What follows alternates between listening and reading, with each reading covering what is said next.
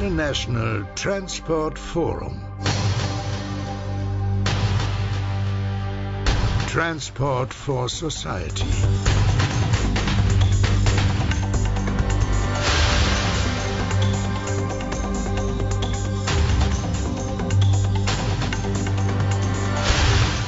Meeting people's needs.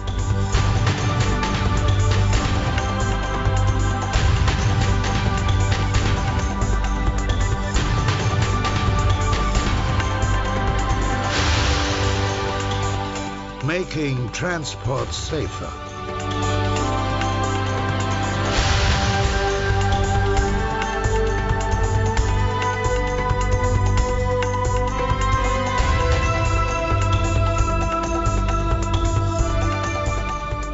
Respecting the environment.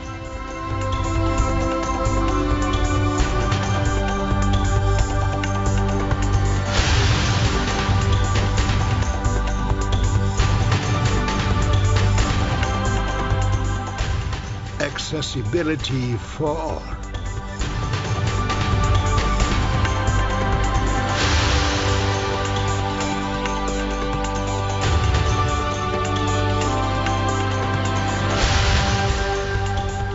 Protecting and respecting people.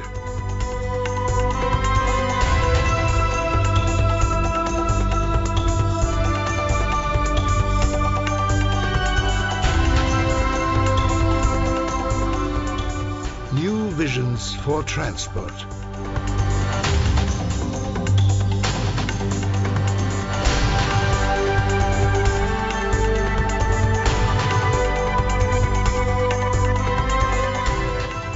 Connecting the world.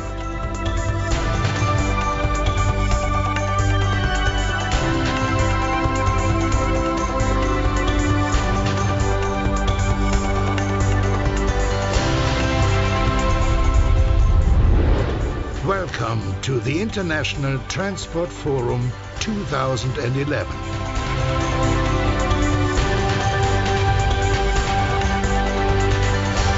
Transport for Society. Hello, guten Tag, guten Morgen.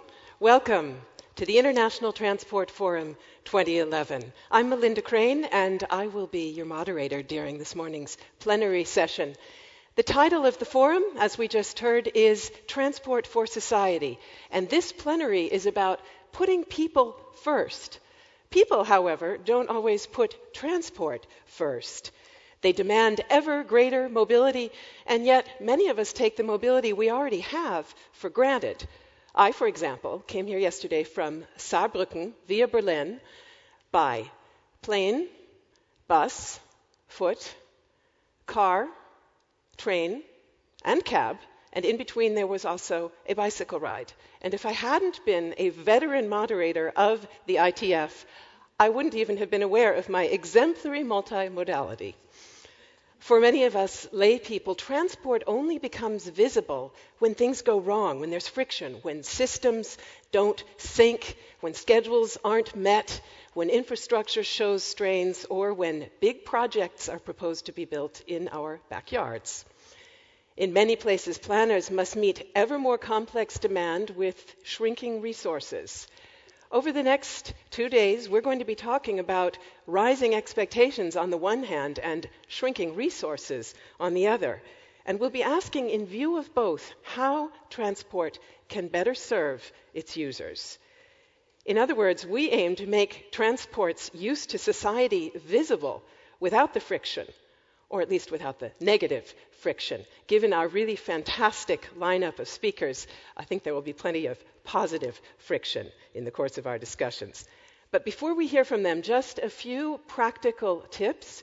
You will have seen that there are headsets on your seats. As you can tell, our opening plenary is mostly in English, but we will have a bit of German. So if you need translation and you don't have a headset, please do go back out to the foyer and find one of the hostesses, and she will provide you with one. In this first session, we have not only some really exciting keynotes and a panel discussion, but also our Young Researcher of the Year award. So we can look forward to all of that. And after that, there will be a caffeine refueling stop, more or less at 10:45. And now, to get us started, a man who puts people and transport first, please give a very warm welcome to the Secretary General of the International Transport Forum, Jack Short.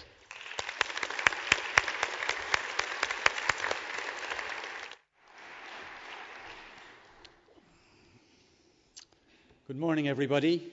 Ministers, ambassadors, ladies and gentlemen, friends. A very warm welcome to the 4th International Transport Summit in Leipzig. Thanks to you all for taking the time from your busy schedules to be here.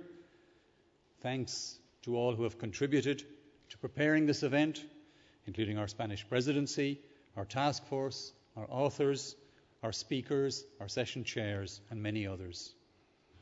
Warm thanks too to our sponsors, our platinum sponsor Airbus, our gold sponsor Toll Collect, as well as our other sponsors and partners for their collaboration. We really hope that you all find stimulating ideas and discussions here and will take these back to your own work and your own organizations. I just want to give you some examples of some of the things you can do and find here.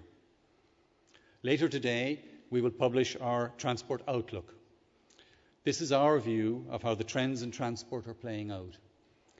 In this, we address some important issues like future CO2 emissions, peak travel, and the relationships between trade and transport. The broad message is that, driven by population and economic growth, global transport could even treble by 2050. We also point to the fragile nature of the current economic recovery, with the growth we see being rather over-dependent on exports. And when we discuss the idea of car travel and that it has peaked, we come to the conclusion that even in the advanced economies, this is not the case. In addition to these kinds of ideas, there are a set of thought-provoking papers on the website by a wide range of experts. Most of them are here, and many of them are on the panels. After our opening plenary, we will have 6 sessions to discuss some of these ideas, and you will all have opportunities to intervene and interact with those speakers.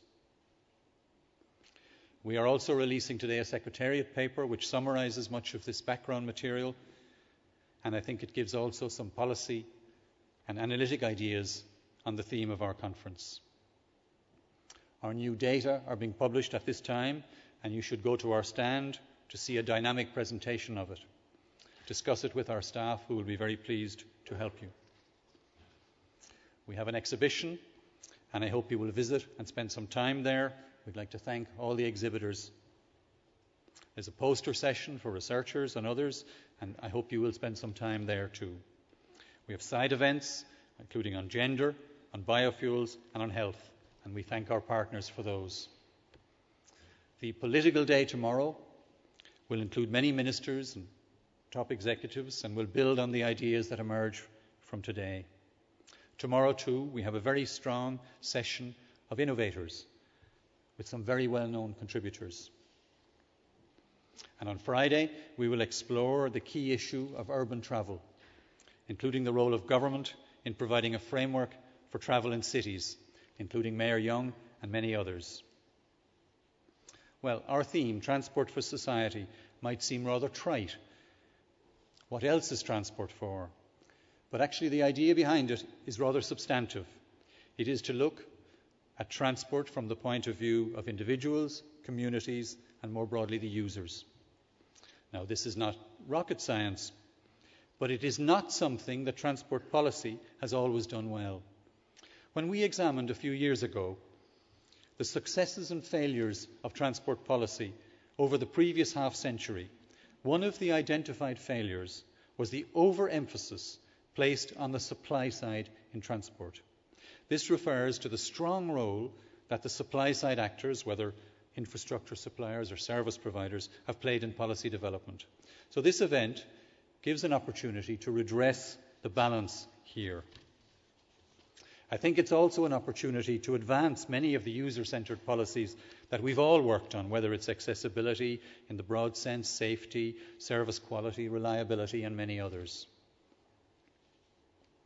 Well, just how important is transport for society? We can see that it's very important just by thinking about a world without it.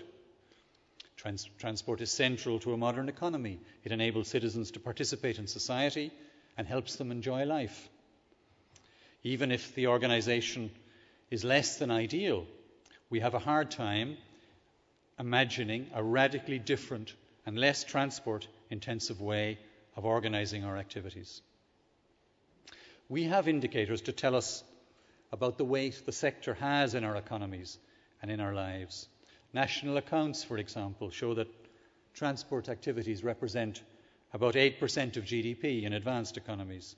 But this, of course, is a partial measure, including only the marketed transport activities and ignoring, for example, the time spent in travel. Expenditure surveys show that households spend about 12% of their income on transport in the EU, about 18% in the United States, so it's a very significant share.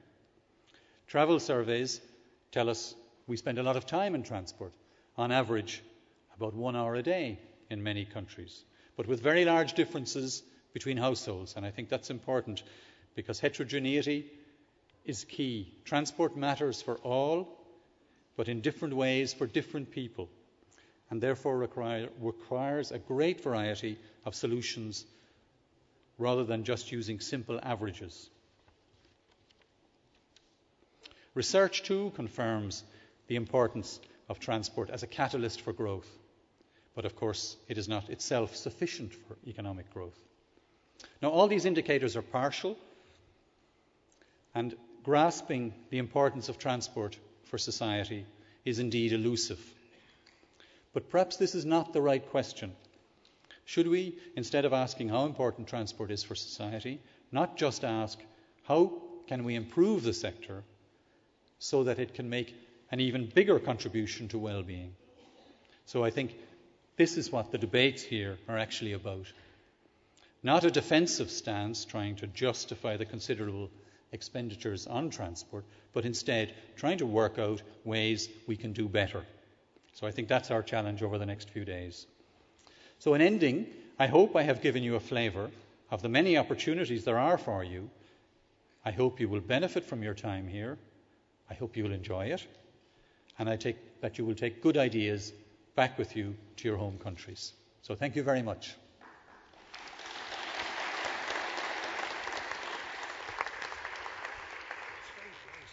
Thank you very much, Jack. Ladies and gentlemen, I'm sure that many of the returnees look forward as much as I do to coming back to these very pleasant surroundings here in the city of Leipzig and at the Congress Center. And we have Germany's Federal Ministry of Transport, Building and Urban Development to thank for that. Here to add his own words of welcome to this opening session is the ministry's Federal Parliamentary State Secretary, Jan Mücke, who comes from Leipzig's Saxon sister city, Dresden. Welcome, Jan Mücke. Please join us on the stage.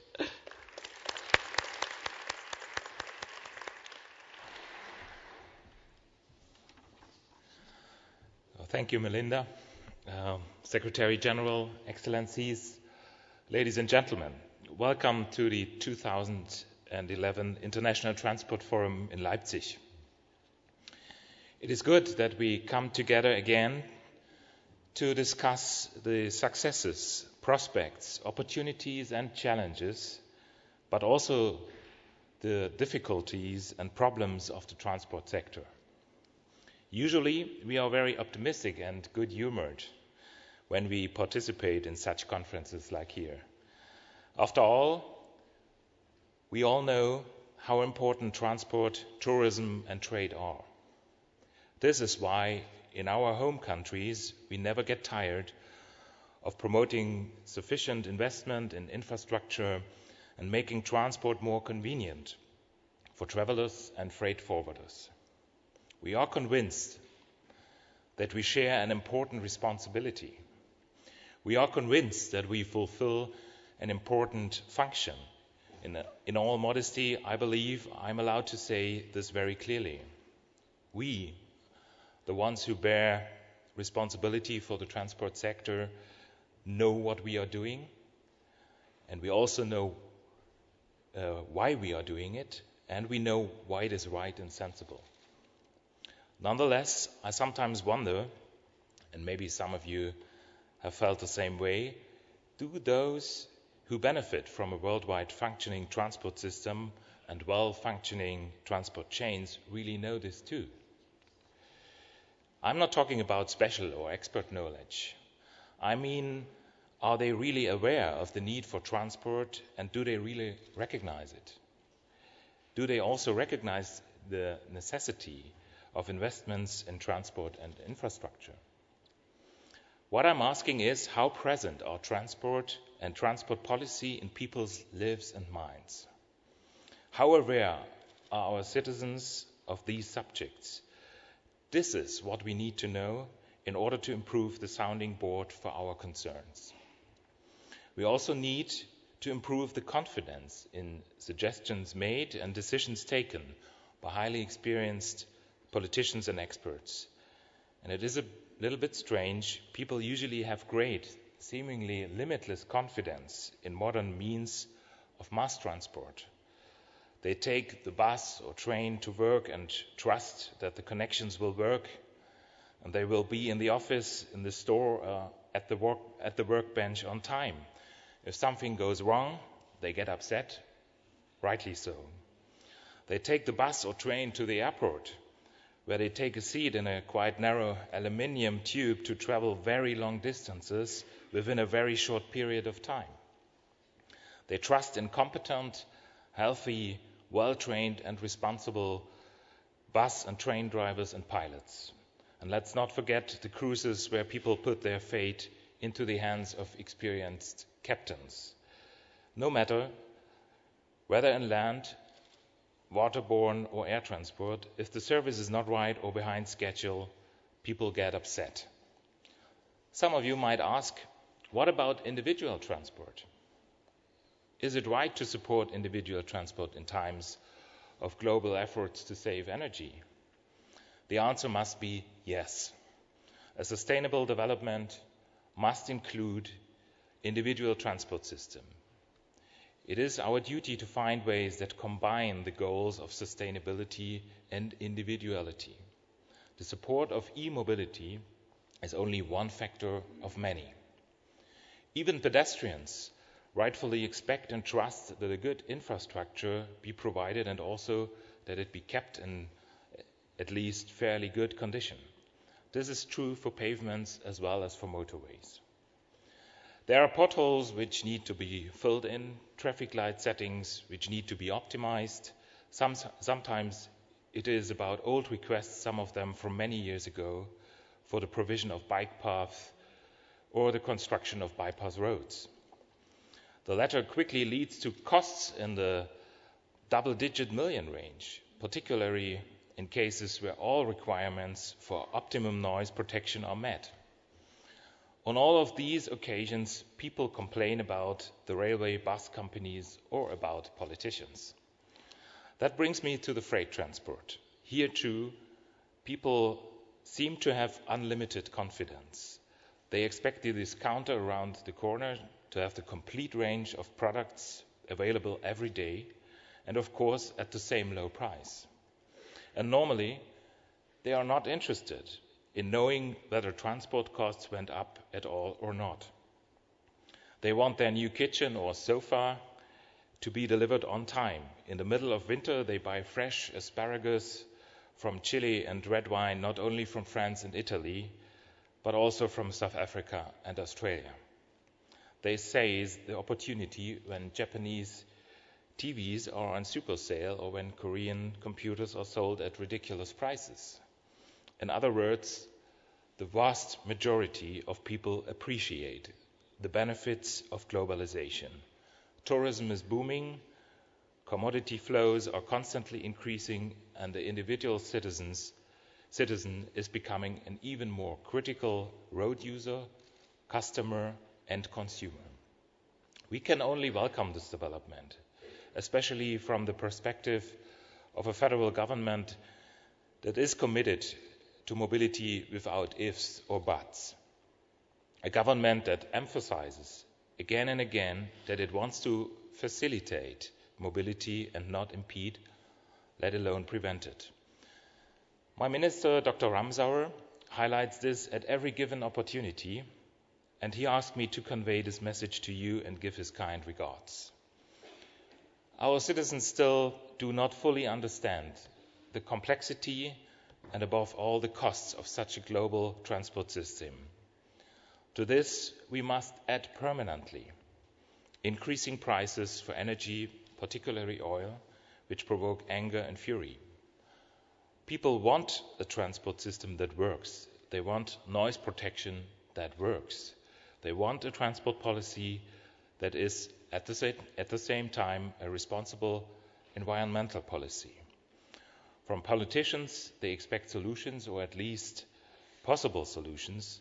They expect serious suggestions from transport operators and experts, and I believe they are right. I have no doubt that at this year's forum we will make considerable progress. I hope that we will have successful and exciting forums, panels and talks, and I wish you every success. Thank you very much and welcome to Leipzig.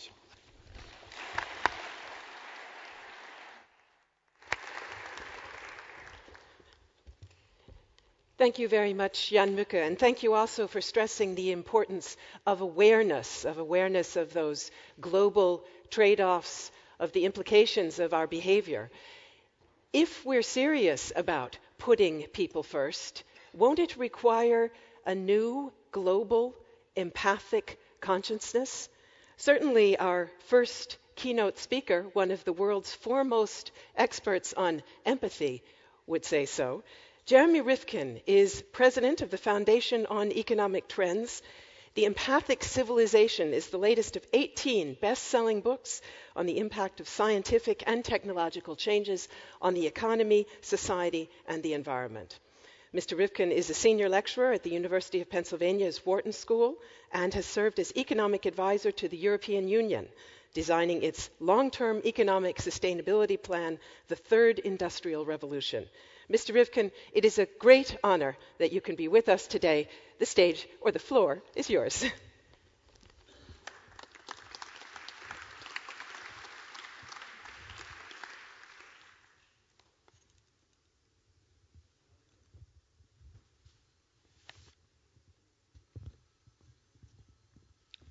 Good morning, everybody. It's nice to be here with you. Today I'd like to discuss with you the critical role that transportation plays in the evolution of human consciousness and the pivotal role it will play in transitioning us to a global society and hopefully biosphere consciousness in your children's generation. First, context. We've had two seminal events in the last 3 years which I believe signal the long endgame for the great industrial revolution based on fossil fuels and fossil fuel transport. The first event, July 2008, oil hits $147 a barrel on world markets. Prices across the supply chain soar, including transport. Purchasing power plummets. The economic engine shuts down. What I would like to suggest to you is that that was the great economic earthquake of the industrial age. The collapse of the financial market 60 days later was the aftershock. Connected, but we're not going to the point of where we need to go. Why has this happened? We are in an end game. We've reached peak globalization based on fossil fuels. It's about 150 a barrel. The reason, the entire civilization is based on fossil fuels. It's not just transport. Petrochemical fertilizers and pesticides for agriculture, pharmaceutical products, construction materials, fiber, power, transport, heat, and light. We built an entire civilization on carbon. So when oil starts to go over 80 a barrel, prices across the supply chain go up. At around 140 a barrel, purchasing power plummets, it shuts down. The reason? We have likely hit peak globalization on oil, according to the International Energy Agency. Probably in 2006, we hit peak global oil, crude oil, at 70 million barrels a day. Long ago, we hit peak oil per capita. So what this means is that in the last 15 years, when China and India led the developing world, a third of the human race, into the game late, the aggregate output, the increased pressure on demand against supply was just overwhelming. So what I'm suggesting to you is every time we try to regrow the economy at the same rate we were growing before 2008, prices will go up, purchasing power will go down, the engine will shut off. That's happening right now. We're at $100 for crude oil. Prices are going up across the supply chain, and we're looking for a stall in the economy. This is an end game. Growth, collapse. Growth, collapse. We cannot get through that wall of 150 a barrel. This is a long death throw. This industrial age based on fossil fuels will be with us for the next 30 years. The key is to make sure the old system doesn't collapse while we wean in a completely new economic paradigm. Transport will be right at the center of this for the reasons I'll talk about.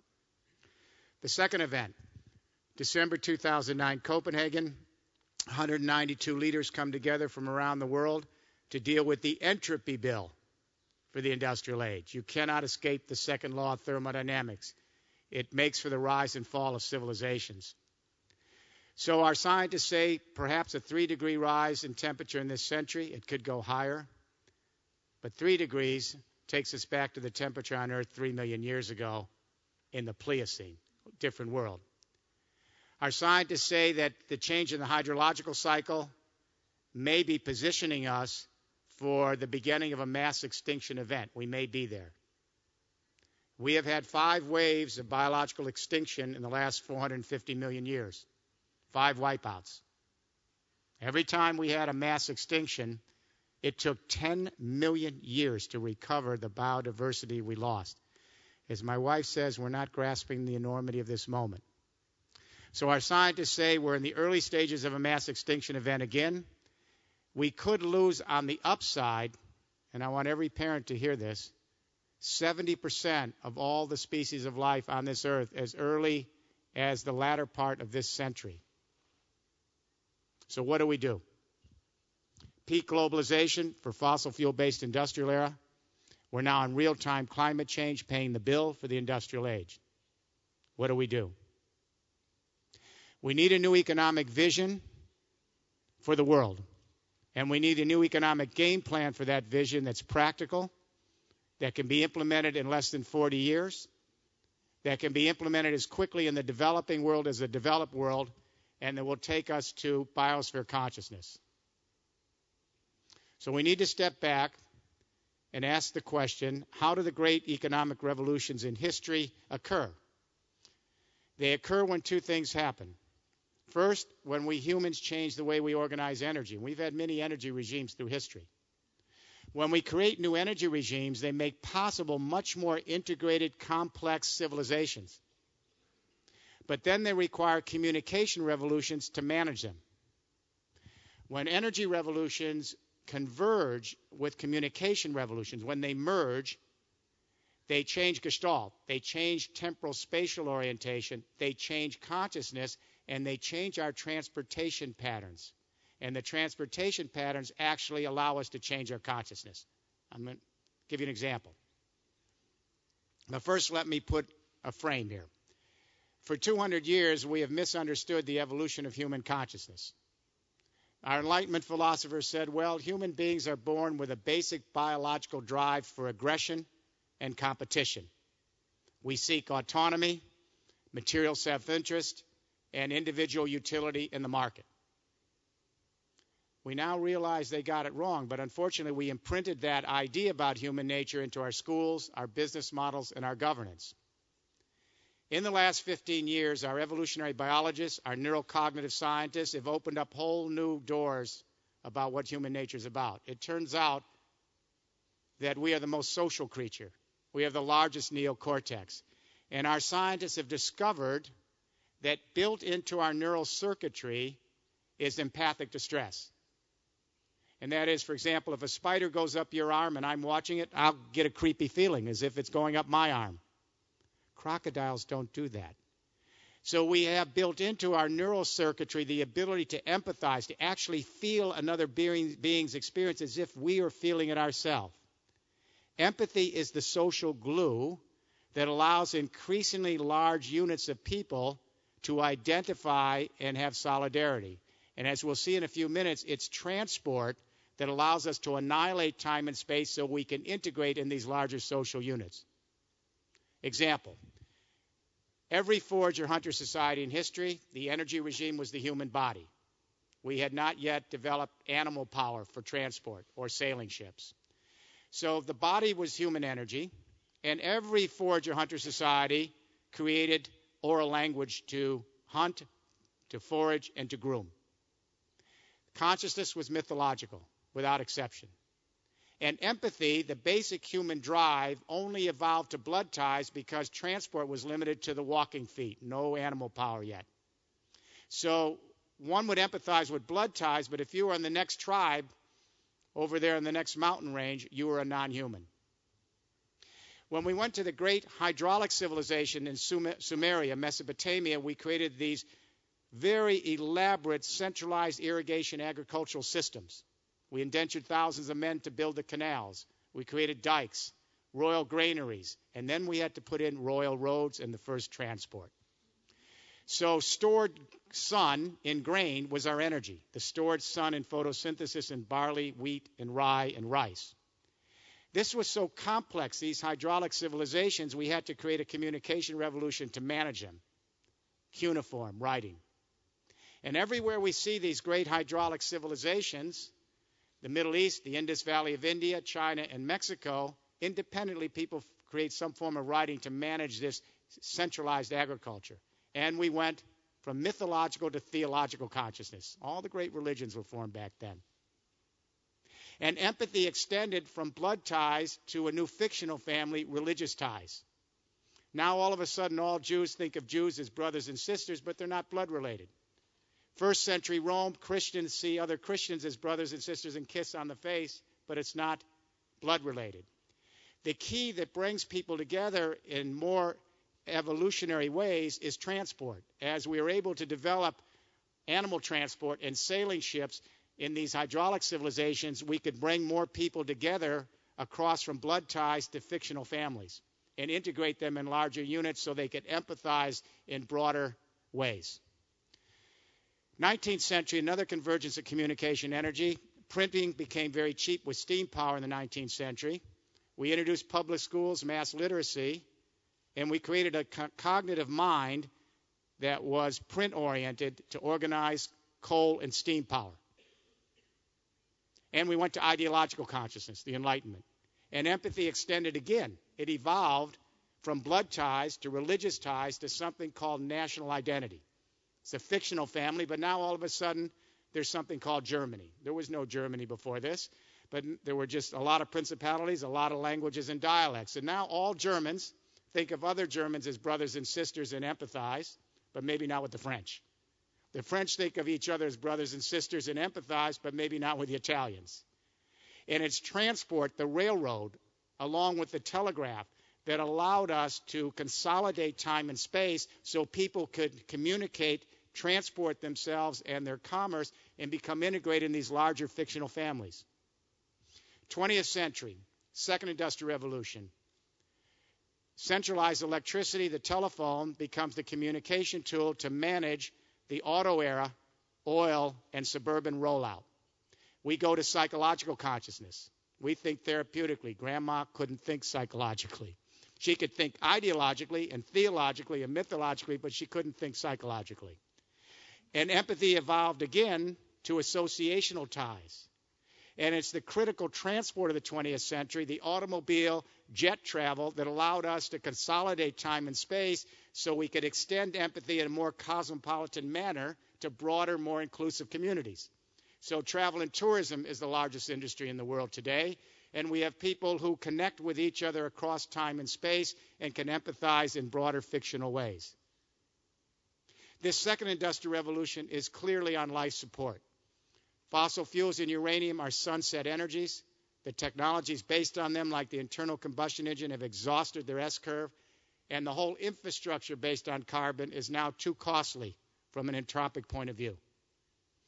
We are on the cusp of a new convergence of communication energy, which could get us to biosphere consciousness by mid-century, so we could evolve empathy to the entire human family and perhaps our fellow creatures living in one biosphere. We had a very powerful communication revolution in the last 15 years, the internet. This new electricity communication is very different than the old one, which was centralized electricity. This internet communication is distributed, collaborative, and lateral power.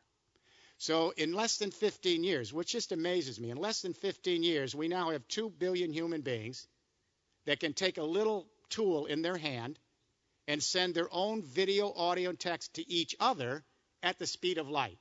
That is amazing. That shows you how social we are.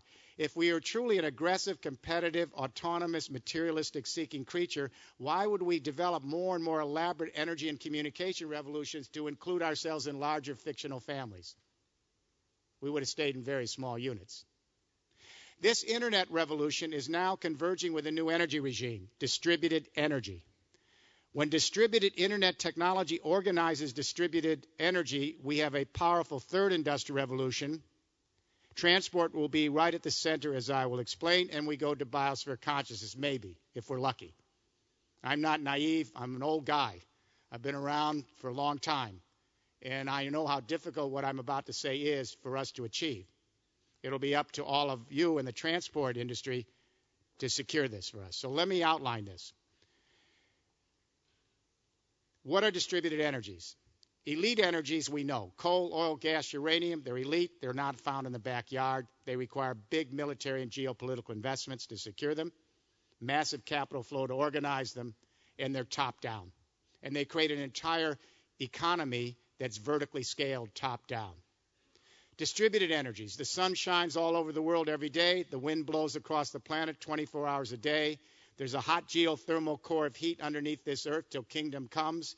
We have ocean tides and waves coming in every day. We got forestry and agricultural waste in the rural areas. We have hydro where there's water, electricity. And we have garbage converted energy. We have so much energy on this planet. We have enough energy until our species' end days. The European Union has committed itself to a 5-pillar infrastructure for a third industrial revolution. The 5th pillar is transport. Let me go through them. I was privileged to develop the plan. It was formally endorsed by the European Parliament in May 2007. It's working its way through the Commission's department and agencies, and now in the member states, and I should say Germany is leading for sure on all 5 pillars under Chancellor Merkel's leadership. Pillar 1, the EU is committed to 20% renewable energy by 2020. That's a third of the electricity of Europe. That's a mandate. Pillar 2, how do we collect it? The first idea was that's easy. Go to Spain, Italy, and Greece. They've got the sun. The Irish have the wind. The Norwegians have the hydro, and centralize it. I do not oppose centralized solar, wind, geothermal, and even hydro. They're essential to get us off carbon. They're not sufficient, and they're only a small part of this third industrial revolution. The question is, if the new energies are distributed, and they're found in every square inch of the world, why in heaven's name would we only collect them in a few central points? Pillar 2, buildings. We have 191 million buildings in the EU, do the addition in every other continent represented. The number one cause of climate change is buildings. They use a third of the energy, a third of the CO2. They're the solution. The goal in Europe and hopefully the other continents is to convert every single existing building, home, office, factory, into a micro power plant to secure green energy on site. Sun off the roof and walls, wind off the sides of the buildings, geothermal heat under the ground, the works. This starts a construction boom. We create millions of jobs over 40 years to convert the entire infrastructure and real estate stock of the world and thousands of SME opportunities. This isn't just green growth. This is an economic paradigm shift. The new buildings, positive power. Bouygues has a new building here in Paris. It just finished. It's positive power. Can send back to the grid. Pillar 3, storage. The wind isn't always blowing. The sun isn't always shining. Water tables can be down. We need to store them. So we've introduced flywheels, batteries, capacitors, water pumping. We've also put €8 billion commitment in the European Union to hydrogen as our central storage capacity. So we can store these energies and use them whenever we need them. Pillar 4 is where the new internet technology, the central nervous system, connects with the new energy. We take off-the-shelf internet technology. We take the power lines and transmission lines of Europe. It'll cost €1 trillion over the next decade. We convert those power lines to an internet for energy, so that when millions of buildings are collecting energy on site, storing it in hydrogen like we store digital and media, if you don't need some of it, your software will direct that green energy all across Europe from ocean edge to ocean edge. Pillar 5, transport. Without the other 4 pillars, we cannot get to Pillar 5. Electric plug-in vehicles have just come out this year. Fuel cell vehicles will be out in 36 months. So we'll be able to plug in anywhere and get green electricity from the infrastructure. Then anywhere we travel, we can plug back to the infrastructure and either grab energy or sell it back. If 25% of a completely electric green fleet and fuel cell fleet, if 25% of your transport fleet at any given time is sending electricity back to the grid, you eliminate every centralized power plant in the world. It has that much more storage. These 5 pillars go together. If they're siloed, stand alone, or one gets ahead of the other, we lose billions of dollars in time, and the synergies aren't created. We can only go to green transport if the other 4 pillars are in. So together, they're an emergent system that creates a completely new paradigm. The reason we can do this, grid IT. We now have software that allows us to connect millions of desktop computers. When we connect them, the distributed power overwhelms centralized supercomputers. We can take grid IT now to the power lines. When millions and millions of buildings are collecting and sharing it with grid IT across continents, that distributed power overwhelms coal, nuclear, and other centralized power plants. The music companies did not understand file sharing. When the kids started to file share music, they laughed at it. Then they went out of business. The newspapers didn't understand the distributed power of the blogosphere. And now the newspapers are going out of business or creating blogs. Imagine what happens when distributed internet technology merges with the fundamentals energy, so we have distributed energy. This is power to the people. It's the democratization of energy as we democratize information. It creates distributed capitalism. And what is interesting is it creates biosphere consciousness. And the reason it does is when we're able to connect, this new revolution scales laterally, not vertically, because the energy is lateral. What this means is as every region develops this infrastructure as a node, then each city and each region wants to connect to the next node like Wi-Fi. So node to node to node like Wi-Fi, we began to connect this third industrial revolution infrastructure across continents. The first and second industrial revolution favored national markets and nation states. The third industrial revolution favors continentalization, continental markets, and continental political unions. We are moving from globalization to continentalization. That's the next stage of globalization. And political unions across continents will be embedded with nations, regions, and localities to oversee a lateral shift. So the third industrial revolution crosses continents, and transport is critical. What I'm suggesting to you here is we need to re-envision transport toward continental markets and toward continental political spaces. And that means auto, truck, rail, bus, and jets. We're going to integrate continental markets, and what we need is seamless energy with a third industrial revolution infrastructure, seamless communication, and at the center, seamless transport from continent edge to continent edge so we can engage in commerce with ease, with low transaction costs, and we can then bring the human race together to biosphere consciousness.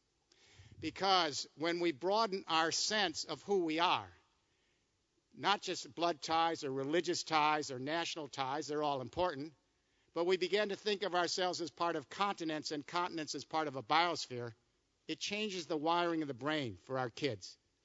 We began to realize that we are as connected in the energy flows of our ecosystems as we're connected in the social spaces on the internet. That's biosphere consciousness. And it's our ability to create green electricity transportation and fuel cell transport so that we can integrate across these vast continents that allow us to start to think as a human race. We began to think as an extended family, our fellow creatures as part of that family, and we live in one biosphere community. Lest we think this is an impossible task, let me give you some guarded hope. All of you that have children here and grandchildren, your kids are already learning biosphere consciousness in less than a half a decade. They come home from school and they say, how much electricity are we using in our home? What kind of a car are we driving and how much mileage is it getting? What is this hamburger on my dinner plate and where did it come from? Where did my clothes come from? Our children are learning very quickly that every single thing that they do leaves an ecological footprint that affects some other human being or some other creature somewhere else in this biosphere. That's biosphere consciousness. So we have now the ability with communication and energy to create a very distributed, collaborative, lateral revolution. Our transport has to be connected into those other four pillars so that we can have fast, quick, agile transport for freight and passengers. So we began to think of ourselves seamlessly across continents. I was just with Bombardier the other week, and they were telling me about a new train they have, 300 kilometers an hour. Think of how fast we can travel from the continent edge to continent edge. So the mission here, you are Pillar 5, transport. You cannot go it alone. If you go it alone and talk about all the new possibilities in transport, you will be siloed out to the margins like the other four pillars and industries. You have to join together with the renewable energy industry, construction, real estate, storage, IT, logistics, and then you become the center of a network that allows us to lay down this very integrated new infrastructure for the world. This is a legacy. It isn't just about going green. I think time is running out for us here. I hate to say this, it sounds melodramatic, but I think time's running out for us. We are only 0.5% of the biomass of this earth, human beings. Only 0.5%. We're using 31% of the photosynthesis on the planet this morning, and we're going to 10 billion people. So the mission here for OECD transport, I think, is clear. You have to find a way to integrate the human race with all 5 pillars of this infrastructure, create seamless transport across continental markets, help us issue in continental political unions, the Asian Union's forming, the African Union starting to get underway, the South American Union was just created, the European Union is matured. You need to play a central role in these new markets and continental political unions and be there at the table to lay down a new transport grid that's seamless across the continents of the world. Then we get biosphere consciousness. It's a difficult mission. I don't know if we'll get there in time. We have 40 years to make the shift. But then again, we matured the first industrial revolution in 40 years. We matured the second industrial revolution in 40 years. We should be able to do just as well and mature this revolution by 2050. So I hope when the next 50 years of the OECD finalizes, that the OECD can say we have played a key role in evolving empathy so that we can begin to empathize as a human family, and our transport has played a pivotal role in allowing us to create the kind of seamless transportation possibilities so the human race can actually feel that it's part of an extended family. It's a big mission. Thank you.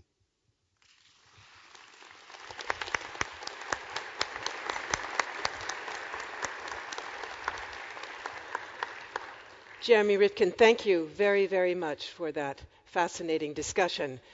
We move now from the global or continental biosphere consciousness to the more local variant.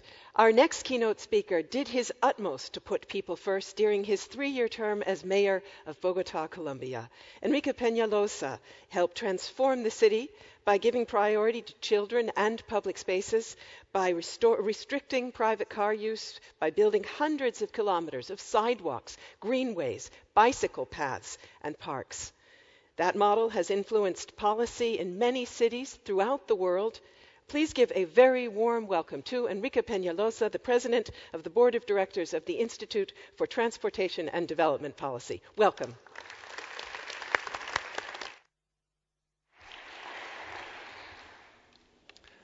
Thank you very much. From Jeremy Rifkin's talk about the future, I go to some very basic issues relative to transfer for the low-income citizens. Developing world cities, that's where giant opportunities and challenges are. More than 2 billion new inhabitants will live in these cities over the next 40 years. Here we are in Leipzig. Many developing world cities are growing 1 Leipzig per year. My own city of Bogota grows 1 Leipzig about every 3 years.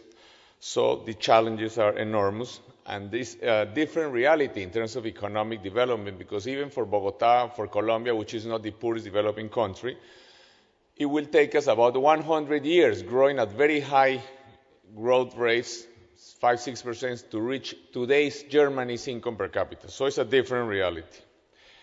Transport is very peculiar as a problem because different from health or other challenges, the richer we are, we tend to solve almost any problem. But transport, unless we change our model, it gets worse. There is more and more traffic jams as people have more cars. We cannot propose transport solutions unless we know what kind of a city we want.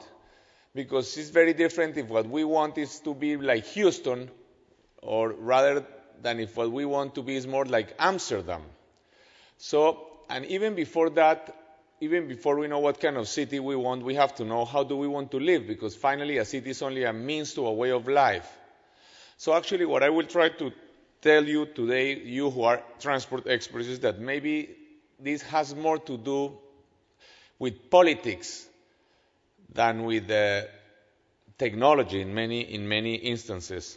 And it has, of course, to do with democracy. What is democracy? I mean, in every constitution, the first article in every constitution in the world says that all citizens are equal before the law. This sounds like nice words. However, this is very powerful. If all citizens are equal before the law, for example, a bus with 100 or 150 passengers has a right to 150 more road space than a car with 1 person. In fact, there is a conflict in cities between cars and people for space. There is a conflict for space between bicycles, pedestrians, cars, and public transport. And also there is a conflict for funds in a very low-income country, because we invest in a highway, maybe we don't have enough money to do housing or to do hospitals or schools, the same as we invest in a subway, for example. I would say that to show that this is a political issue, it's very easy to solve mobility in any city if we really give priority to public transport in the use of road space, and we give it to exclusive lanes for buses, and it's very low cost and very easy. But of course, it's a huge political challenge. How should we distribute road space? This is not a technical issue. It's a political issue. We can give more space to sidewalks, to bicycles, to cars. It doesn't matter how much space we give to cars. We will never solve traffic jams just giving more space. Sidewalks are the most important element of transport infrastructure, and I would say what really makes a difference between advanced and backward cities in terms of transport is quality sidewalks. We find great highways in some very poor African cities where there is not even running water for much of the population, and we find even subways in some terrible cities. But what we do not find is high-quality sidewalks, because upper-income citizens who own cars, in my own city, for example, about 22% of homes own cars, have all the political power. And so the majority of people who walk are not respected. And so one symbol of lack of democracy and is to have cars parked on sidewalks or where there should be sidewalks. I was actually almost impeached in Bogota when I was getting tens of thousands of cars off the sidewalks. And people used to tell me then there is enough space for cars to park there as well as for people to walk by. And so we had to tell them, look, we tend to think that sidewalks are relatives of streets because they live next to each other. However, sidewalks are not just for getting from one place to another. Sidewalks are for talking, for playing, for kissing. Sidewalks really are much closer relatives of parks. And to say that sidewalks have enough space to park cars as well as for people to walk by is equivalent to saying that we could turn the main park or the main plaza into an open-air parking lot so long as we leave enough space for people to walk by. So this is just to emphasize that much of these issues are subjective. I cannot prove mathematically that it is better to have a 10-meter wide sidewalk than to have a 2 or 3 meter wide sidewalk. This is something that you feel with your soul, with your heart. Upper income citizens only want highways and sometimes subways, not because they have the slightest intention of using them, but because they want to put low-income people and their buses underground so they will not take space away from their cars. And so there are huge political conflicts around this. We decided in Bogota not to follow the Japanese agency, JICA cooperation agency, recommendations to build billions and billions of dollars of elevated highways, but rather to restrict car use and to put bikeways, schools, libraries, housing projects, and such things. And we even started a car-free day, which was approved through a referendum. The first Thursday of every February, no cars in Bogota. 7 million inhabitant city works without cars. And 99.9% of the people goes to work. We have taxis, and of course we have trucks. The idea is that the city works. This is a very fascinating exercise. We also started investing in bikeways. This is very important means. It can save up to more than 20% of a low-income citizen's income. I would say today we assume sidewalks are a right, but are protected bicycle ways a right, or are they just a cute architectural feature? I hope that we arrive to a day when bikeways are going to be considered a right, unless we believe that only those with access to a motor vehicle have a right to mobility without the risk of getting killed.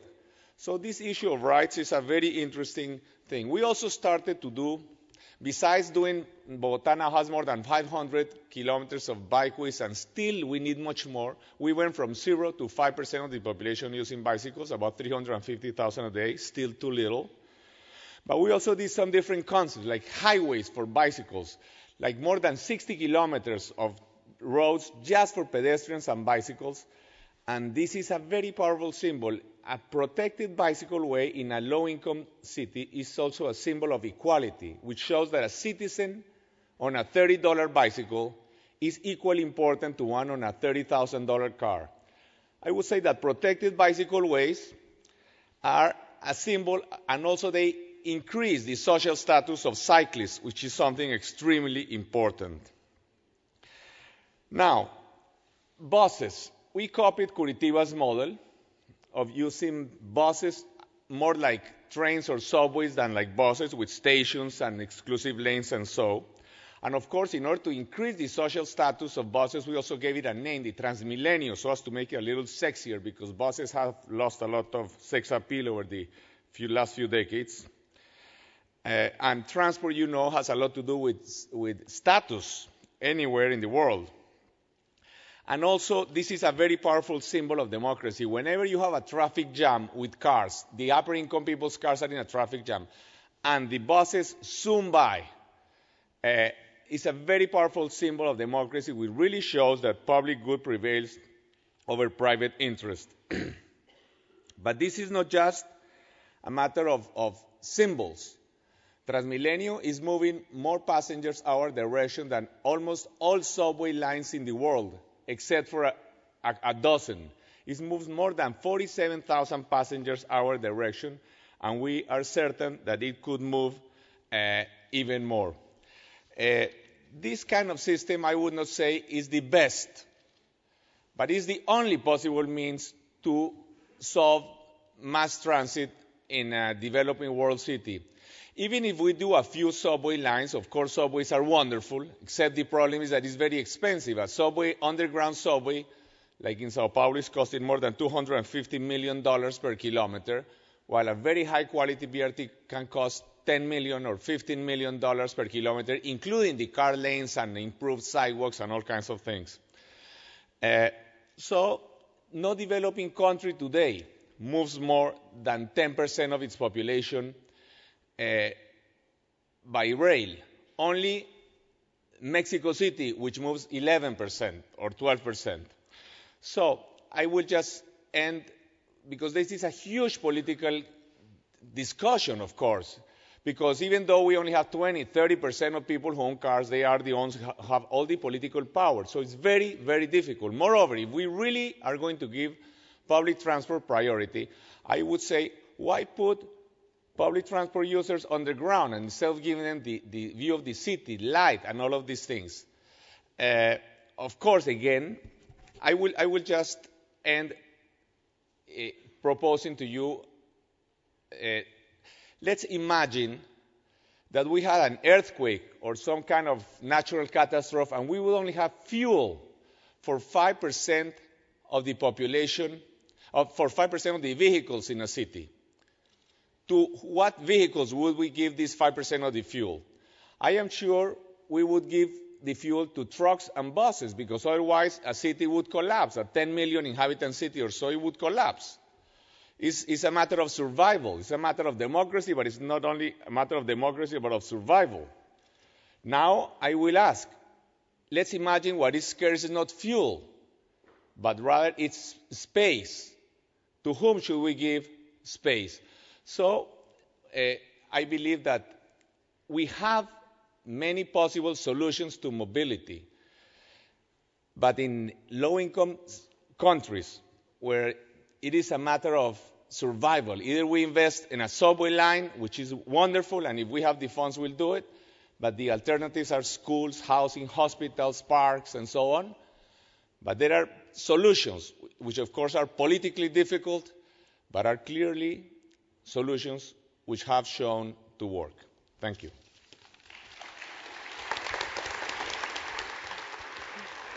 I'm going to ask you to stay right up here because we're going to move on toward our panel discussion where we will pick up on some of those issues. I was awfully glad to hear you make that plaidoyer for bicycle riding, because as a passionate bike rider, I must say it would be nice if it could be viewed as a right. In fact, the idea of an equal right for all people in a society to transport is something that many cities are still very far from achieving, and many even from sharing. Now, distributing more equitably the net benefits of transport is a key aim of discussion here at this summit, of course, all 3 days.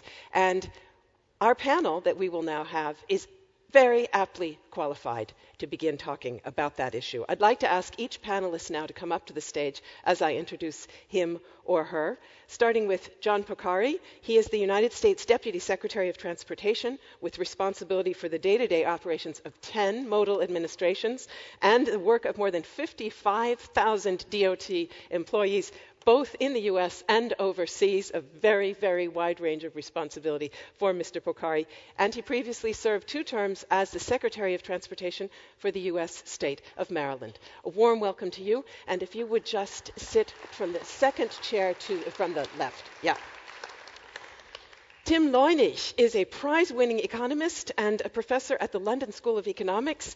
He has written widely on the history of transport, and he also serves as chief economist at the London think tank Centre Forum. Welcome to you. Robin Chase is the founder and CEO of BuzzCar, a service that brings together car owners and drivers in a car-sharing marketplace. And she's also the founder and former CEO of Zipcar, and the largest car-sharing company in the world, and Go Loco, an online ride-sharing community. Welcome to you also, Robin.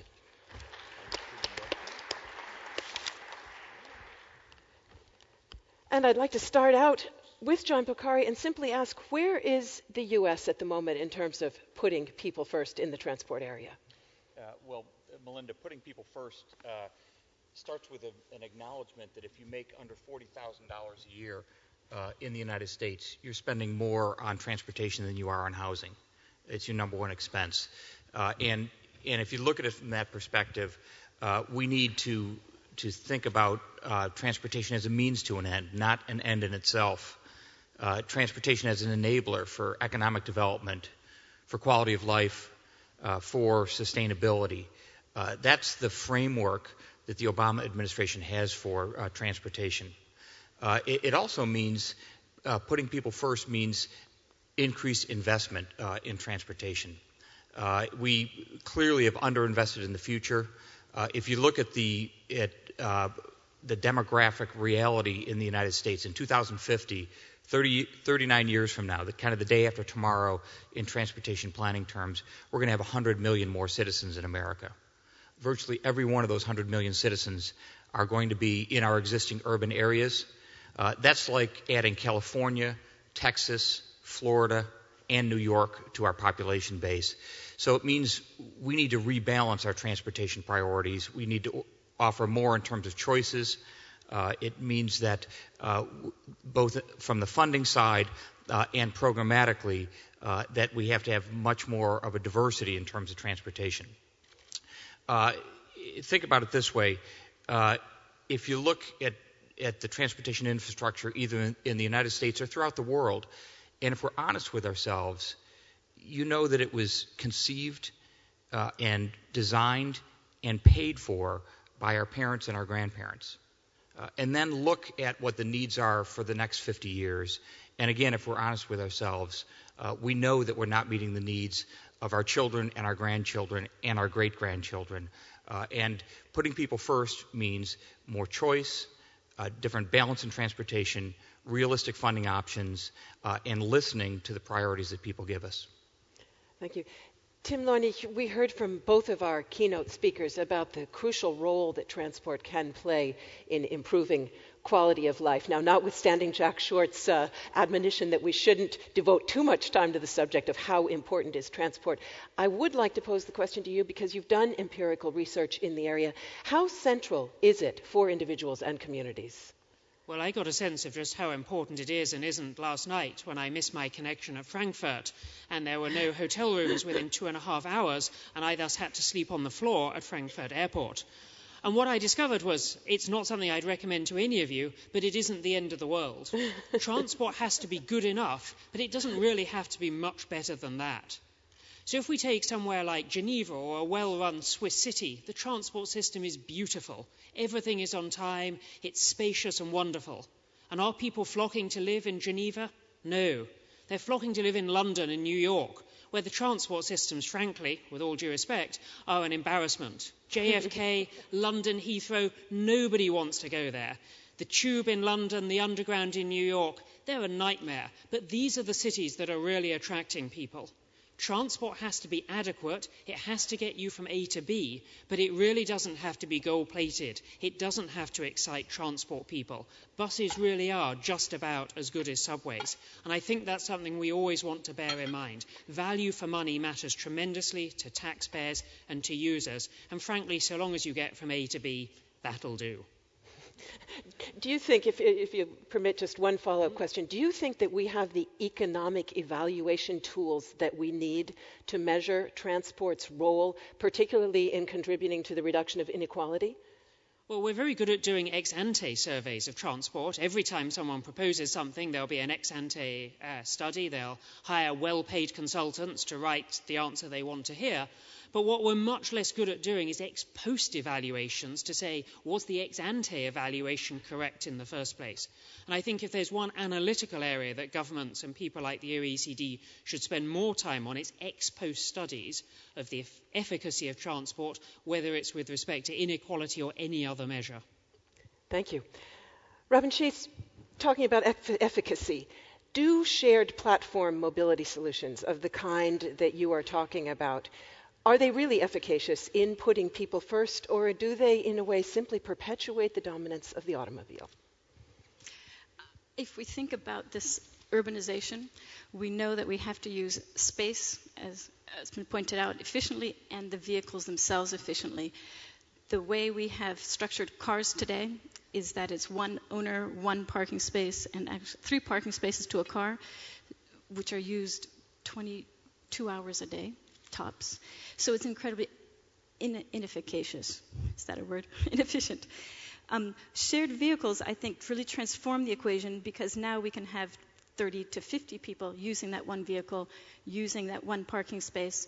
And the most dramatic part about a shared piece is I think it is the very important transition to a multimodal approach, because when I pay for car use by an hour, I've completely transformed the economic rationale with which I drive. So I put it into its rightful place in my choice, and people use them differently. So I do think that sharing vehicles, cars, scooters, bikes, means that people can have their car when they need it and it's the right choice, but they use it very efficiently, and in terms of space, it is vastly more efficient.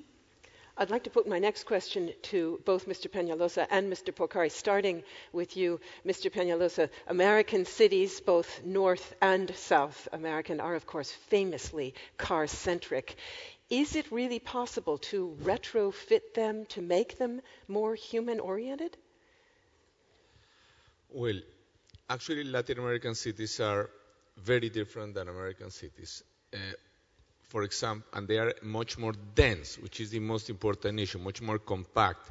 Not because we were great planners or anything, but because we were too poor to build highways and to buy cars.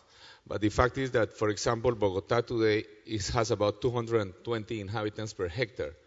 If we had the density of the typical American city, such as Atlanta or Houston, Bogota would be 15 or 20 times bigger with the same population. But I do believe that regardless, it is possible to make them much more friendly. When it was said before that transport is not an end in itself, transport will not make people happy. But public pedestrian space will. It is an end in itself. Public pedestrian space makes people happier. And there is a conflict. How do you distribute this space in the street between pedestrian and so I believe, in general, as you create more and better pedestrian and bicycle spaces, give more space to public transport and restrict cars, this will increase density, and this is something that will be achieved in any kind of city. And I see a lot of great projects in the United States which are going in this direction. It will take time, but I think the direction in which these cities are going is the correct direction. John Porcari, how difficult is that to do politically? Surprisingly, Melinda, I think the politics of it are changing. It is much easier to do than it was. When you're talking about what we call complete streets, the sidewalk, the public space, the bicycle and pedestrian facilities, crossing facilities, those are all actually very popular. Cities are retrofitting themselves very quickly. A couple of quick examples. Think about New York City and bike lanes, where it was 10 years ago, where it is today. Now, it has a ways to go, but they've been very, very popular. In Washington, D.C., of all places, when President Obama announced that Osama bin Laden had been killed on a Sunday night, spontaneously people came to the White House. 560 people took the bike-sharing service to Lafayette Square. Now, would that have happened even 5 years ago? Little towns across America, Normal, Illinois, small town, 53,000 in Illinois, better Amtrak service at the train station in Normal, Illinois, has not only filled the convention center, it's led to 100% retail occupancy, of the retail around there and a 24-hour environment in that small town. And it actually made it a cool place to live. So it is very possible. There's a lot of little things you can do. One small example, just retiming the pedestrian signals at streets so you don't have to be an Olympiad to cross the street before the light changes. That's something that we've done in our manual of uniform traffic control devices. Escaped public notice completely, but it's changed the pedestrian vehicle balance. Robin Chase, your idea of sharing the excess capacity of individuals through car sharing or bike sharing, of course, very much fits into what we heard from Jeremy Rifkin. My question would be, how much can it really contribute in the way of improvement? Isn't it, at best, a minor part of the solution?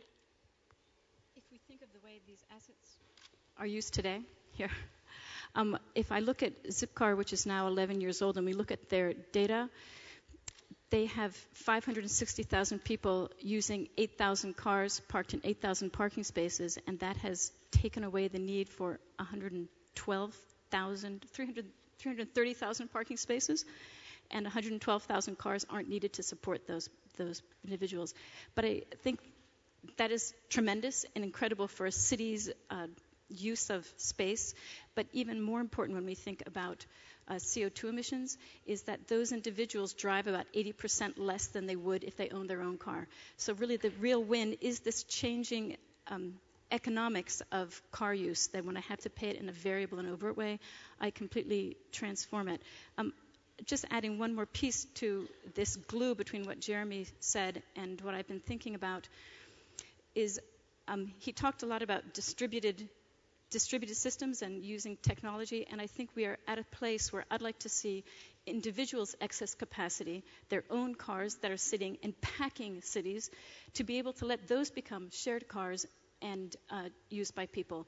I think it's something that would completely transform the way the number of cars used for people and, of course, the distance traveled. And what we see is barriers that are around the way we conceptualize this today, that zoning and parking and insurance is all around one person, one owner. If we can change that and make it able to have parking spaces with this idea of them being shared, insurance that follows me as an individual instead of me as a car, I think, and to this piece of speed, I think we can accomplish a lot incredibly quickly if we can make that change. Part of that shift of consciousness, of course, Tim Leunig, is becoming personally aware of the costs of congestion, and they are enormous. At what point do cities begin to choke on their own congestion? At what point does that pressure simply start to change incentives for individuals? Oh, well, many cities are already choking on their congestion. I mean, Friday night if you're trying to leave town, Sunday night if you're trying to return. What always amazes me is just how much congestion people are prepared to put up with. And just how much they're prepared to pay rather than change their behaviour. Because whilst there are people who use Zipcar, in London we have a congestion charge which I think is now £10 a day. So the average person is travelling 2 or 3 miles and paying £10 a day. And yet the number of drivers coming into London is now only 10-15% below what it was before the congestion charge came in.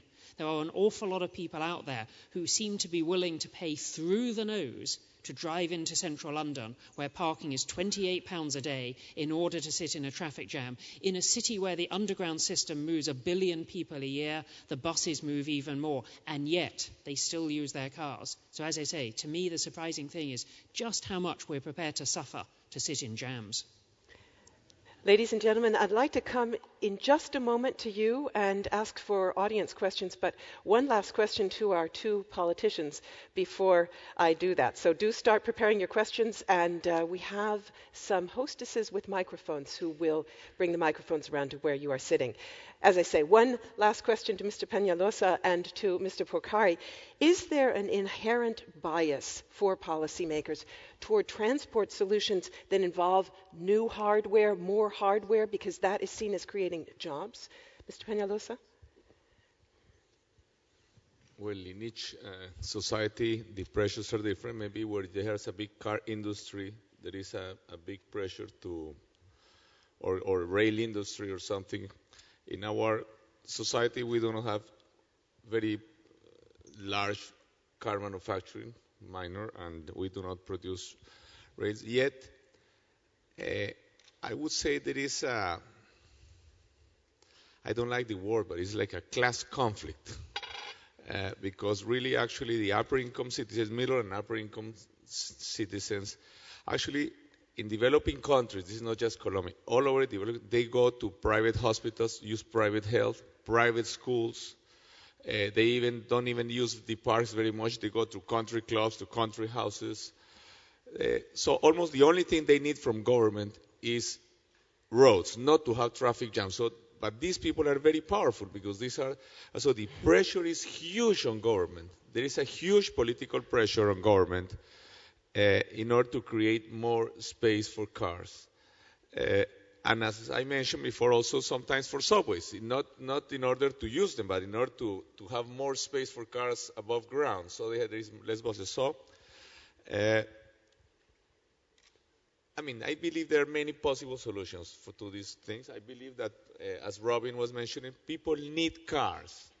People need cars because sometimes people only need the car once a month to go out to the countryside, or maybe to take their mother to the hospital, or maybe to go out one night. So if we are able to give them some kind of low-cost rental or some shared cars or something like this, people will not need to buy one, and they will be able to do without cars. And in general, there are many non-investment solutions, such as the congestion charging or parking. One last, in 2 seconds, is we have to learn that mobility and traffic are two different problems with different solutions. Mobility you solve with public transport, but this will not solve traffic jams. The only way to solve traffic jams is reducing car use somehow, restricting car use somehow. And the most obvious way to reduce car use is restricting parking. We must remember that, as far as I know, that there are many rights in most constitutions, rights to everything. But as far as I know, parking is not a constitutional right anywhere. So it's a very difficult political battle, but actually this is one very important means to make a nicer city if we give this space to sidewalks or bicycle ways. And also it's a very useful way to have less traffic. From what I hear, the rich are interested not only in more roads, but in more helicopter landing pads. Well, in some cities like Sao Paulo, yes. John Pocari, inherent bias for policymakers toward projects that are seen as creating jobs and therefore possibly hardware projects? I think there is a little bit of an inherent bias there. It's always easier, for example, for an elected official to support a project that he or she can cut a ribbon on and show that it's something that they have actually delivered. But it's not exclusively true. There are, I think sunshine is one of the alternatives to that. If we do a better job of transparency, showing where the transportation investments are made and how they're made, and you couple that with performance measures, where the first dollars really should be going to maintaining what we have, and the most cost-effective solutions, which in some cases are things like bus rapid transit, sidewalks, better pedestrian facilities. If you have that greater transparency and accountability, I think it tends to change that balance. At least in the United States, I think you can feel that changing right now. Thank you very much. I would like to go to audience questions now. Would you raise your hands high, please, because it's a bit hard to see you because of the lights. Yes, I have one here in the first aisle. Yeah. Yeah, hello. I'm Ole Thorsen from the International Federation of Pedestrians. Glad to hear a little about pedestrians, but I would like to know, why don't you make normally, when you make transport studies, a general comparison between and inclusion also of pedestrians in the transport systems, just to access, but also as a general part of the economic value of the whole transport system? Tim Leunig, as a researcher, would you like to address that? Yes, I believe, although I'd have to double check, that the British Department for Transport WebTag, Wider Economic Benefits Transport Appraisal Guidance, which I know some of you will be familiar, does include pedestrians. There are difficulties of including pedestrians because they're very hard to count. It's much easier to count the number of people on a ticketed system. And the second reason that pedestrians are hard to model is that we don't know much about why they're walking. Are they walking for leisure? Are they walking as part of their job? Are they walking, in fact, just to get exercise? And economically, there are different values that you attach to those. So they should be in there, but it isn't straightforward or easy to do. But I'm with you on the basic point. I just wanted to respond to what you said. Do you think it's easier to count why people are using a bicycle, a subway, or a car? I think it's the same issue. Well, ticketed systems have the advantage that we know how many people there are because how many, we know but the not number why. of tickets. But bicycles have exactly the same problem as pedestrians. But so we know that they're very badly modelled.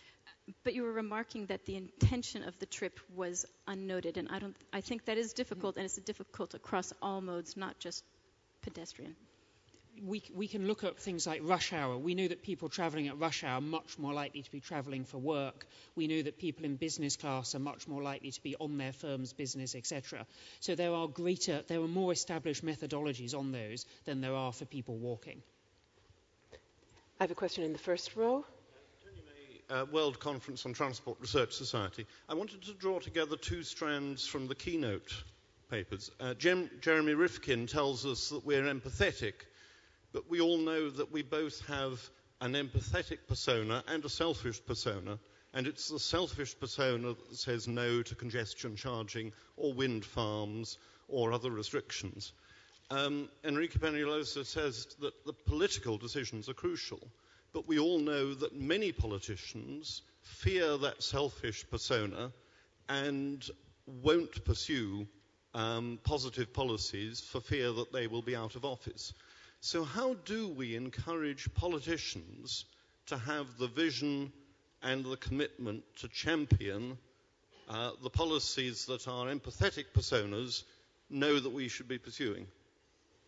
John, would you like to take a stab at that one? I'll be happy to start. One obvious way is to do transportation planning from the ground up rather than the top down. It's to start from a community-based perspective where you're truly listening, and if you're doing your job right, you're building a community consensus on what the transportation alternatives are. Mr. Peñalosa, would you like to comment? It is very difficult. I used to have my hair black before many of these battles. And I have lost elections on those issues.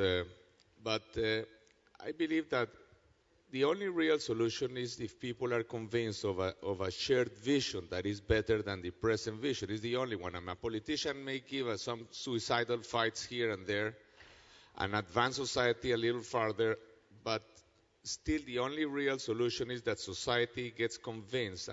And in order, I would say, is because there are always two parts of this, the carrot and the sticks. You know, you have to restrict, the stick is to restrict parking or to charge for using cars.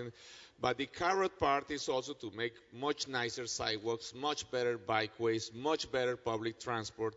And I would say most people everywhere in the world today agrees that it's convenient for the environment and even for traffic, for more people to use public transport. So I would say most people would tend to agree with some persuasion that we should charge more for car use, even car users, in order to subsidize better public transport so that we will attract more people into public transport. So I would say the way to do it politically is to try to emphasize more the carrots part than the sticks part. Thank you very much. I think I saw a question. Yes, we have two that I can see over here.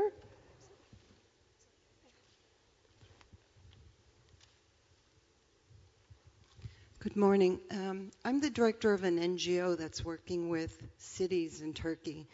And just when we think we have an understanding that we want to focus on sustainable transport, along comes this big construction company with a wonderful, huge car project, and they say, we're going to do it.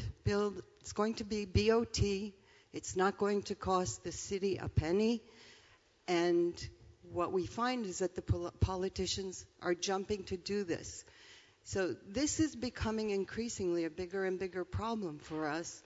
And quite frankly, how do you deal with it? I mean, no politician is going to turn down a multi-million-dollar project that they're getting supposedly for free.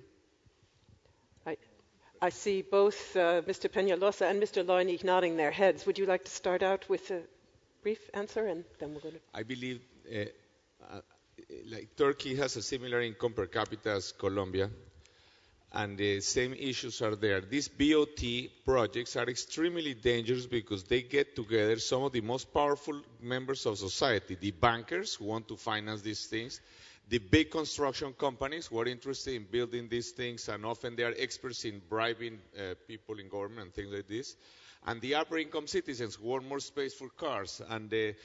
But even if the government doesn't put money, there are many costs to these highways. For example, where do they go through? Normally they go through low-income areas, not because we would like to demolish the houses of the poor, but because it's cheaper to put them through there than to go through the wealthier areas. And any high-velocity road has a cost in terms of human quality of a city. It's like a fence in a cow pasture. It doesn't allow people, it reduces freedom of people. So there are many costs to these highways. And it would be very important to understand that no city in the planet ever has solved traffic jams making more roads. Because what really creates traffic is not the number of cars, but more the number of trips or the length of trips, and more roads create more trips. So all of these things can be discussed, but I think it's very, very difficult. The only possible solution, I would say, is to organize many of the neighbors in the areas where these highways will go through, and to make them conscious of the quality of life cost that these highways will have. But it's very difficult because some of the most powerful forces in society usually are together pushing these things. Gets back to some of the bottom-up transparency planning issues that Mr. Porcari raised. Tim Leunig. Yeah, let me add two things to that. I think it's absolutely right.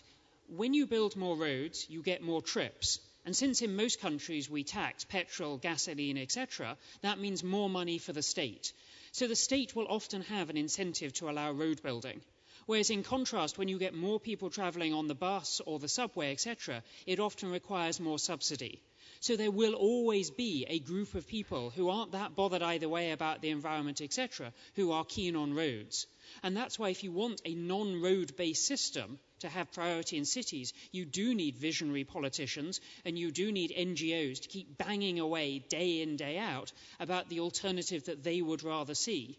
And ultimately, in a democratic society, it's then up to the people to decide, and you win some elections and you lose some elections, and that's the reality of democratic life. Thank you. We had another question back here on the left side. Thank you. Marike Rijalt. I represent the European Regions and Municipalities Partnership for Hydrogen and Fuel Cells. And we have recently, as a request of the European Commission, broadened our activities to electric mobility, especially to the build-up of infrastructure. I think I build on the arguments of the previous question.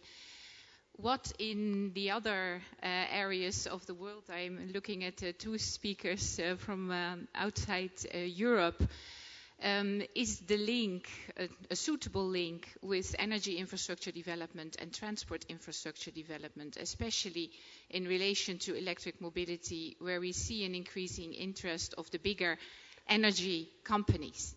Thank you. Who would like to take a stab at that? Robin, do you? I'm thinking about that question. I see a link with technology, and we talked a lot in other forums about connected cars, and Jeremy talked about the smart grid. I think there is a very deep and important link between those electric vehicles and the charging requirements and building a smart grid energy across all buildings. And in order to get that accomplished, we need to think of a much more open standards and open devices, multi-purpose devices, and really so to be a little bit less cryptic.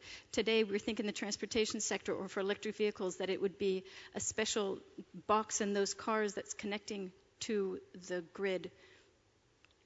If instead it was a box in the car that is very much like my smartphone that can be used for many, many applications. I think there's much more interest in going into that area.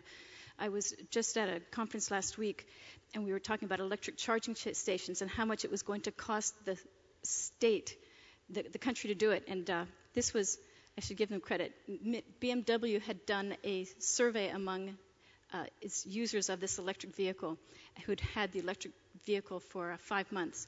They asked the question, what percent of you have had where have you been charging your car all the time? 98% had been doing it at home, and they felt comfortable and reliable with it.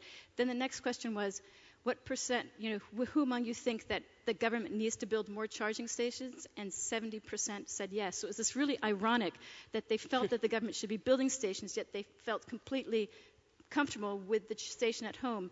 So back to this idea of sharing and letting people into the equation to provide the solution, I was really struck by the fact we need to think more of individuals providing the infrastructure for our future transportation sector. So if we could figure out how individuals can easily and quickly let other people park in their driveway and charge at their house, we wouldn't have to be building all these other things.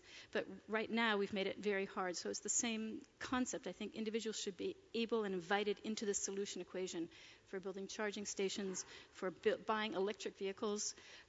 Again, if they were shared vehicles, I wouldn't have to support it all by myself. I would be sharing it with a group of people. So I think this shared aspect of letting individuals into the solution equation is something we should be looking at. John Porcari, a comment? Just a couple of practical ways that we can move this conversation forward and, in fact, help change the fleet. One is, for example, for CNG in electric vehicles that require central fueling station or fueling alternatives. You start with the public and private fleets that are running a fixed route every day. That's why transit is such an important part of this discussion. They're beginning and ending the trip in the same place. A relatively small investment in either charging stations or CNG refueling stations or the like, hydrogen, actually allow that fleet to change. The second practical thing I'd mention we shouldn't lose track of is we always think about the nexus of transportation and land use planning. Well, for electric vehicles, it's even more specific than that. It's the nexus of transportation and zoning. So there are local building codes, local electrical code issues that are big barriers in many urban areas to actually putting in charging stations. We would all benefit from a more universal set of code requirements that allow for those charging stations to be put much more easily in our urban areas. Thank you. This discussion transitions perfectly to the next part of our program, which is about consumer preferences for electric cars. But I'm going to take one more question over here first. We have a microphone. Yeah. Thank you. My name is Bernard Ensing, Secretary General of the European Cyclists Federation. And I would like to come back to political decisions on investments, what kind of investment we should make. And this brings me to the question, should it not be necessary to change our cost calculations to internalisation of external costs? We miss in the cost calculations often health, environment, peak oil discussions, the resources of energy aspects. So what do the politicians think? Can we and should we improve the cost calculations and to put in more health impact and environmental impact? And would this not lead to avoid, you can say, subsidies for the e-car industry as an old concept and more going to build infrastructure for walking and cycling? Thank you very much. Mr. Peñalosa, you were clearly trying to do that in Bogota. Yes, but of course, if we had these better studies, it would help. Again, it's a political issue. For example, most cyclists in developing countries are low-income citizens who are not even organized. We need to organize them to have a consciousness of their rights. Of course, all this information that you mentioned would be extremely valuable for these fights, for these battles. I believe bikeways should be continuous at grade. Sidewalks should be continuous at grade at intersections so that it's clear that it's cars that are entering the pedestrian space and not the other way around. And there are many changes in the designs that would make it much safer and more attractive I believe that, again, we are so far from getting to a point where to have protected infrastructure for bicyclists should be seen as a right, not some kind of cute thing that we do to make cities a little nicer. And we have to provide also more parking, for example. But all of this, again, I think has to do with politics, and we're trying to organize cyclists to demand more infrastructure and things like this. Thank you very much. Ladies and gentlemen, all of the issues that we've raised here, rights, shrinking resources, how we balance consumer needs and politics, will be addressed in the panels over the coming days. This morning, right after our coffee break, we have one on rights, one on resources. So any questions you couldn't pose now, you can certainly pose later on. Thank you to all of our panelists for truly interesting contributions to this discussion. I would like you to now please ask you to take your seats so that we can move on to the last part of this morning's program. Thanks very much to all of you.